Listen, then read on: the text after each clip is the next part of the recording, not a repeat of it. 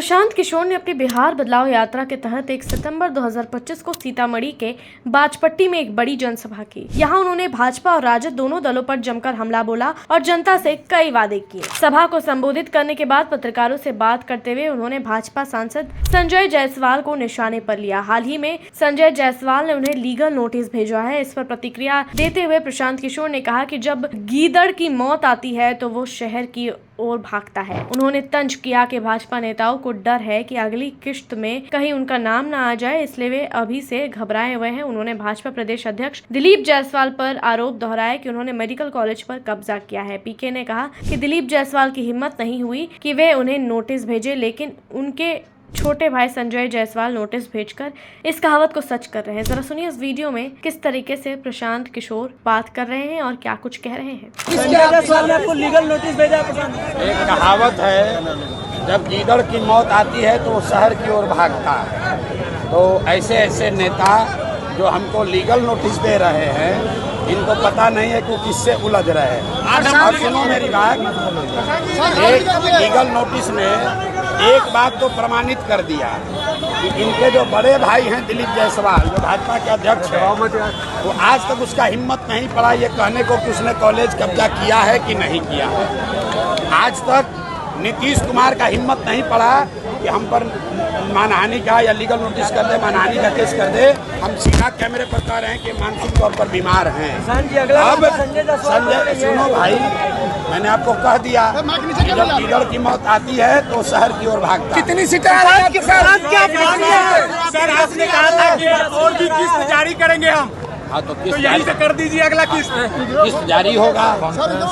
और किस्त जारी होने का डर इतना है कि गीदड़ सब जो है ये पहले से फड़फड़ा रहे हैं। अगला नंबर संजय जायसवाल पहले से फड़फड़ा रहे हैं कि कहीं मेरा नंबर ना आ जाए।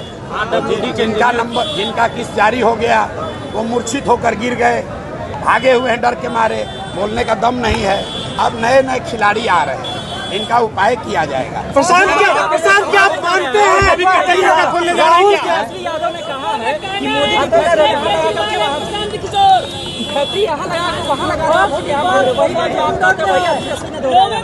जो बात हम कह रहे हैं वो बात पूरा बिहार कहेगा। तेजस्वी यादव क्या, मोदी भी कह रहे हैं। पहली बार मोदी भी आकर ट्रेन की बात कम कर रहे हैं, हिंदू मुसलमान की बात कम कर रहे हैं, पलायन की बात कर रहे हैं। क्योंकि ये प्रशांत किशोर की ताकत नहीं है, ये लोगों की ताकत है जिसको जनसुराज ने जगाया है।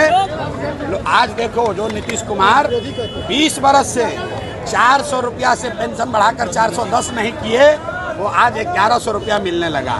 आशा का मानदेय डबल हो गया, रसोईया का सैलरी डबल हो गया। अब कह रहे हैं कि महिलाओं को 10,000 रुपया देंगे। यही बात तो हम जनसुराज लोगों को समझा रहा है कि आप अपने बच्चों के लिए खड़े हो जाओ। बिहार सरकार की तिजोरी जो जनता का पैसे से भरा हुआ है, उस पैसे पर आपका हक है, नेताओं का और भ्रष्ट अफसरों का हक नहीं है।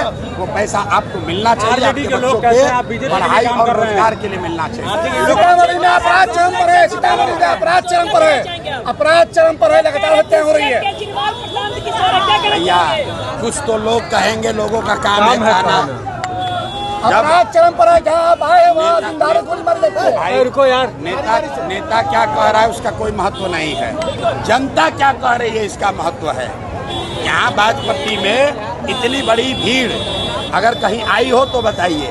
और भीड़ ने क्या कहा, हमको लालू नीतीश मोदी नहीं चाहिए, हमको जनसुराज चाहिए। सर, क्या और भी नेता का कच्चा चिट्ठा खोलने जा रहे हैं क्या? आपको भाजपा की बी टीम बताई है, क्या कहेंगे? भाजपा का बी टीम बता रहा है विपक्ष के लोग। अच्छा सुनो मेरी बात, संजय यादव हरियाणा के यादव हैं, बिहार का है भी नहीं। यहाँ बिहार में आकर सोचता है कि हम राज करेंगे।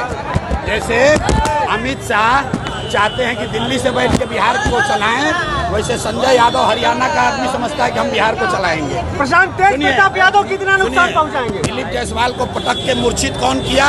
प्रशांत किशोर। मंगल पांडे का पर्दाफाश किसने किया? प्रशांत किशोर। अशोक चौधरी को कौन दबाया? प्रशांत किशोर। संजय जायसवाल किससे लड़ रहे हैं? प्रशांत किशोर से। अब भाजपा का बी टीम हो गया प्रशांत किशोर। क्या सर?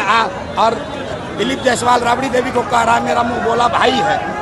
राबड़ी देवी कह रही हैं कि दिलीप जायसवाल मेरे मुंह बोले भाई हैं। और अपने आप को कहता है कि हम भाजपा से लड़ते हैं। मुसलमानों को भ्रम में डालना बंद करो, डराना बंद करो। मुसलमानों को हम लोग कह रहे हैं कि भाजपा से मत डरो, अल्लाह से डरो, हक के साथ खड़े हो, अपने बच्चों के साथ खड़े हो। युवाओं के लिए उन्होंने कहा कि अब उन्हें बाहर जाकर 10-12 हज़ार रुपए की मजदूरी करने की जरूरत नहीं पड़ेगी। बिहार के लगभग 50 लाख युवाओं को राज्य में ही रोजगार मिलेगा और उनकी आमदनी भी 10-12 हज़ार रुपए होगी। उन्होंने भरोसा दिलाया कि इस साल की दिवाली और छठ बिहार की बदहाली की आखिरी दिवाली और छठ होगी।